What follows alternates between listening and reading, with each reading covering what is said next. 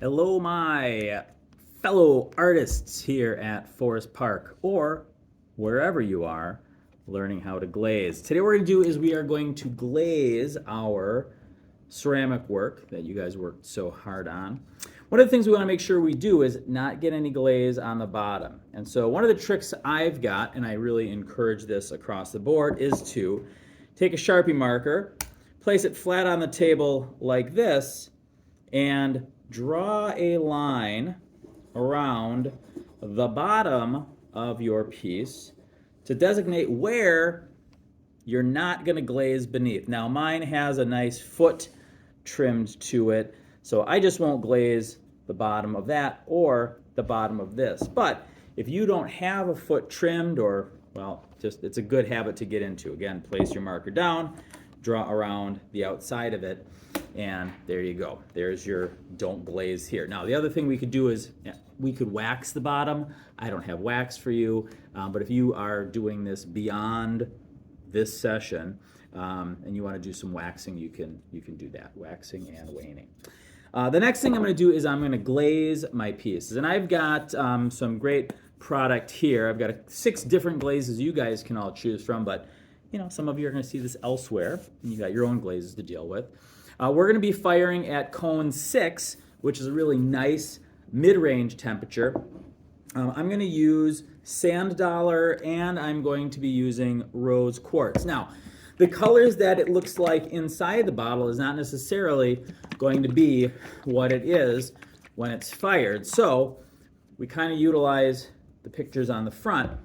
And sometimes when you overlap glazes, it gets to a little bit of a different look. So think about what glazes you might want to be using. We've got Nimbus, a bluish color. We've got, what's this? Ivy, green. We have a passion flower, lovely purple. And we've got amaryllis, which is a really cool crystalline glaze. First thing I want to do though is I want to shake it really well, mix it up. Now, hand on top, hand on bottom, and shake. What I've also done is I encourage you to rinse your pieces off and then let them dry to get any of the clay dust that's on it off. I've already done that with mine, so mine is good to go. And you also want to have clean hands because your oils on your fingers will perhaps get onto the pieces. So make sure your hands are washed, you've rinsed it off, let it dry, and then we can start to glaze. We're going to require 3 coats of glaze for these pieces. I've got a nice wide brush, and so I am going to glaze the piece. My first coat, I might choose to go in one direction. And again, we're going to dip into the glaze jugs and simply add that on.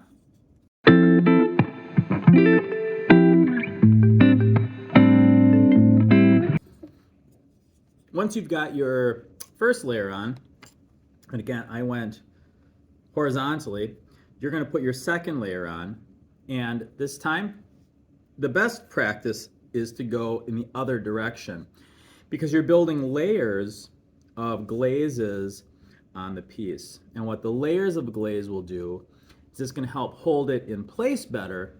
The second layer of glaze should take a little less time to put on because it's not having to be absorbed into that dry clay as much.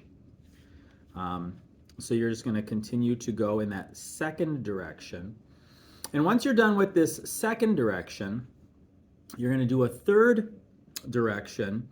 And again, this time you want to go in the same, or a third layer rather, and you're going to do the same direction that you did in the first time. So here we go.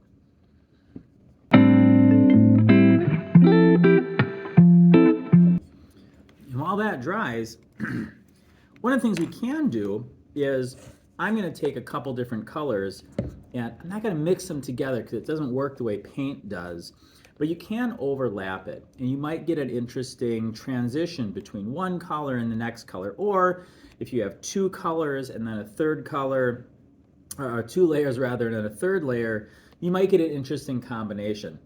It's a lot of trial and error, and until you do a lot of this work, you're not necessarily going to know, if you're keeping track of your notes, you're making photographs of the process, but that's what we got to do with these pieces. So you've also got probably a cup. You want to glaze the inside also, and again, 3 layers, so that it is food safe, microwave safe, dishwasher safe. I'm going to, in this vase, I'm going to glaze the inside so it can hold water, and I'll do it a different way. I'll pour it in, swish it around, pour it out, and that'll be enough to coat the inside. For you guys, though, because we're using jars of clay or glaze, you're going to want to hand paint all of that glaze inside. So my second coat is still drying. I'm going to wait till it's completely dry to do my third coat. And then once I'm done, I'll take a sponge and I'll make sure that I don't have any glaze on the bottom of it. So a damp sponge, wipe it off. So I'm going to finish up in a second. So I'm wrapping up my third coat of my first glaze. I'm using Sand Dollar. I'm using Sand Dollar because it's a fairly neutral color. I'm going to then, once my third coat of Sand Dollar dries on this piece, I'm going to take Rose Quartz and I'm going to deal with the top portion of it.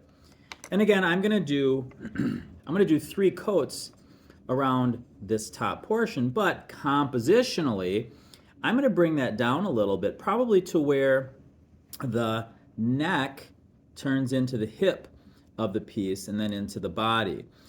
So I'm going to transition it down. So I'll have 3 coats up in here and on the inside. And then maybe I'll have 2 coats where it overlaps, and maybe 1 coat just to kind of have that slow transition from the rose quartz at the top, a dominant, bright orange, pink color, to the more neutral, warm Sand Dollar-ish.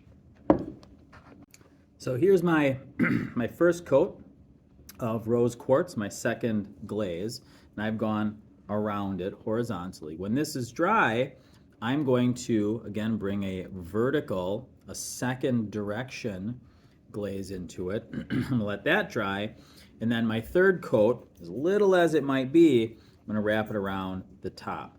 So remember that when, excuse me, when you're doing your coats of glaze, you want to have 3 coats of glaze on the piece.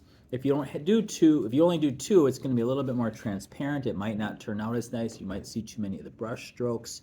But 3 coats of glaze.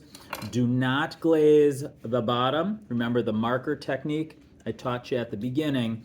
So you've got time to get in here and glaze your pieces. If you have any questions, comments, concerns, threats, bribes, reach out to me.